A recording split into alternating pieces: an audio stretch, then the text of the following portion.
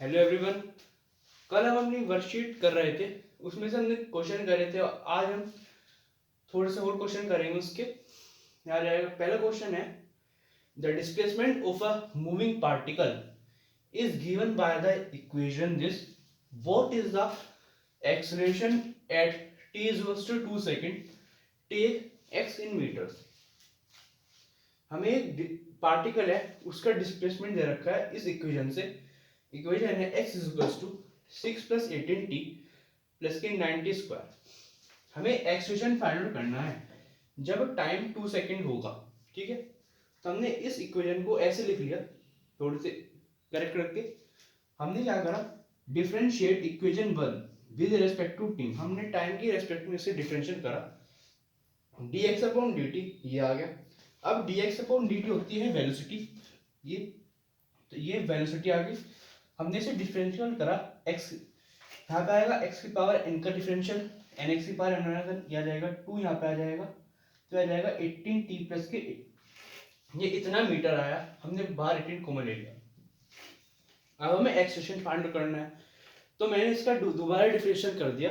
उससे क्या हुआ, dv अपॉन dt एक्सेलरेशन होता है, ये आ गया। और ये 18 तो कॉमन आ गया, ये वाला 18 जीरो हो गया, तो ये खाली 18 आ गया, 80 मीटर पर सेकंड। मतलब हमें टाइम की जरूरत नहीं थी, क्वेश्चन में दे रखी थी, लेकिन अगर जरूरत थी तो हम रखते। तो ये फाइनल आंसर हमारा 18 मीटर पर सेकंड आ गया। आप इसे नोट कर लीजिए।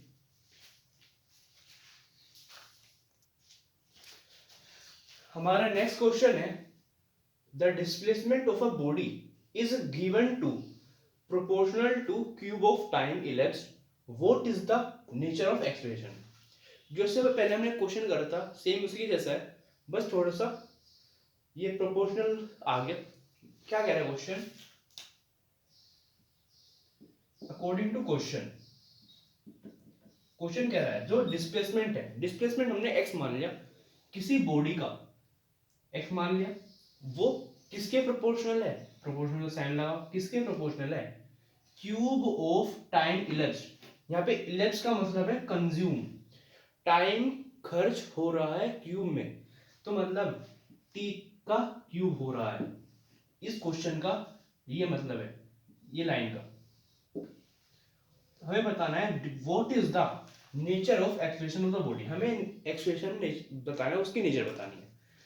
तो हम क्या करते हैं, लेट कर लेते हैं, let x is equals to k t cube where k is constant. हमने ये मान लिया, ठीक है। अब हम जैसे पहले करा था दो बार डिफरेंशियल, इसमें भी वही करेंगे।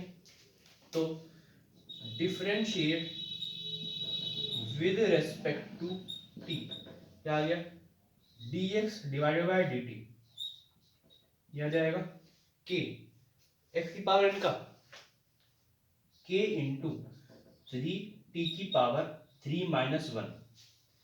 पूरे dx अपॉन dt क्या होती है, वेलोसिटी, तो ये v आ गया 3k t स्क्वायर। ये हमारी पहली इक्वेशन आ गई। अब हमें एक्सटेंशन आ रहा है, इसका दोबारा डिफरेंशियल कर दो। Again differentiate with respect to t, दोबारा कर दो, तो ये आ जाएगा dv divided by dt is equals to, इसका हमें डिफरेंशिएट करना है, आ जाएगा 3k इंटू 2, यहाँ पे आ जाएगा 2t की पावर 2 माइनस वो 1 हो गया। और dv बाय dt होते हैं एक्सेलरेशन, तो आ जाएगा acceleration a is equals to 2 into 3 6kt। जो एक्सेलरेशन वो 6kt के इक्वल आया, ठीक है। तो मतलब अगर ये 6k क्या है, कांस्टेंट है, कांस्टेंट।